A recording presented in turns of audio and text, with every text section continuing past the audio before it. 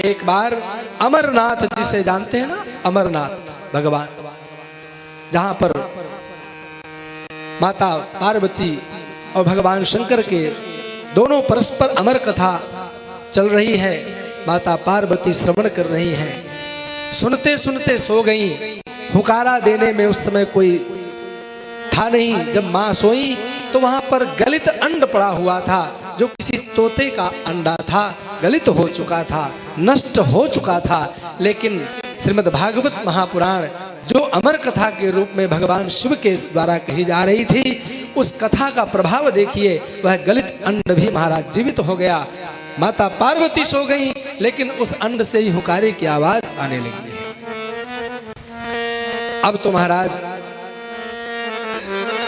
जब कथा परिपूर्ण हुई, माता ने कहा महाराज उसके आगे तो मैंने कथा सुनी नहीं। भगवान ने कहा मैंने तो सुनाया, फिर हुकारा कौन दे रहा था? देखा तो वह गलित अंड जीवित हो चुका था, पंख हो चुके थे, वह तो उड़ने की सामर्थ्य भी प्राप्त कर चुका था। अब तो भगवान ने त्रिशूल उठाया, बोले तूने ना तो दीक्षा ली, ना आज्ञा ली, और मेरे बताए गए शास्त्र का तूने कथाएं सुन ली। यह अनधिकार चेष्टा है, तूने पाप किया है। और त्रिशूल लेकर के मारने को उद्यत हुए। महाराज वह शुक शावक दौड़ता हुआ वहां से भगा। व्यास आश्रम जो बद्रिका आश्रम के ऊपर विराजमान है, उस व्यास आश्रम में माता अरणी के द्वारा जो व्यास भगवान की श्रीमती थी, भगवान सूर्य को अर्घ्य दिया जा रहा था। थोड़ा मुख खुला हुआ था, वह भय के कारण वह शुक शावक मां अरणी के मुख में प्रविष्ट कर गया। 16 वर्ष मां के गर्भ में स्थित रहे, बाहर नहीं निकलने को तैयार है।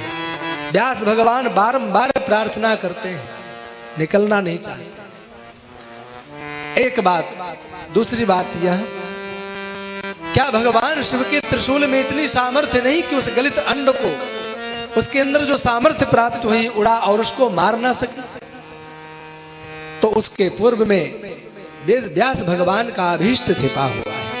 व्यास भगवान ने प्रार्थना की है, भगवान आप मेरे घर में पुत्र रूप में अवतरित हो, क्योंकि आपके जैसा निर्लेप, आपके जैसा वीतरागी, आपके जैसा महाराज निर्विकारी, आपके जैसा महापुरुष मुझे संसार में कोई और दिखाई नहीं दे रहा है।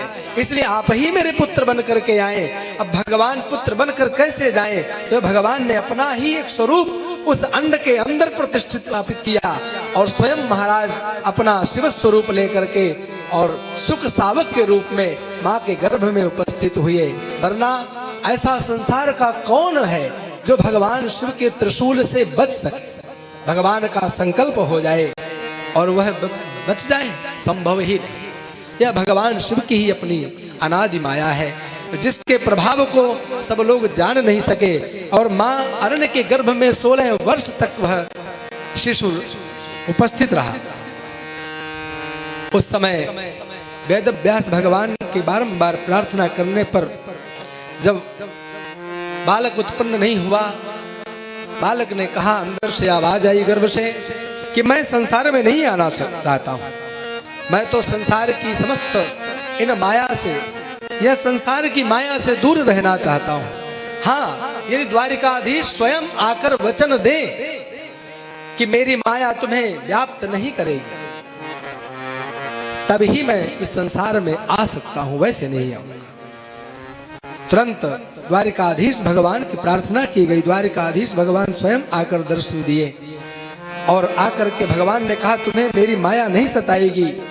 हाँ, तुम्हें मेरी माया कभी नहीं सताएगी, तुम गर्भ से तुरंत बाहर आओ।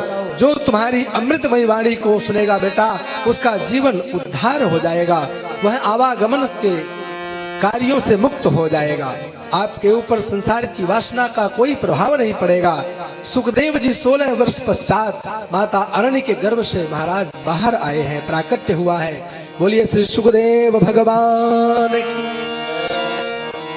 आज वही श्री सुखदेव जी महाराज बिना यज्ञोपवीत संस्कार के ही, जिनका यह जनेऊ संस्कार जन्म के पश्चात जात कर्मादि नामकरण संस्कार के पश्चात ब्राह्मण के अंदर ब्राह्मणत्व की प्रतिष्ठा यज्ञोपवीत संस्कार से ही प्रारंभ होते हैं। आज सुखदेव जी महाराज बिना यज्ञोपवीत धारण किए ही, जिनका किसी भी प्रकार का कोई संस्कार, यज्ञोपवीत आदि कोई संस्कार नहीं हुआ है, वह वन की ओर चल पड़े। जन्म लेते ही घर छोड़कर चले गए, वापस नहीं आए।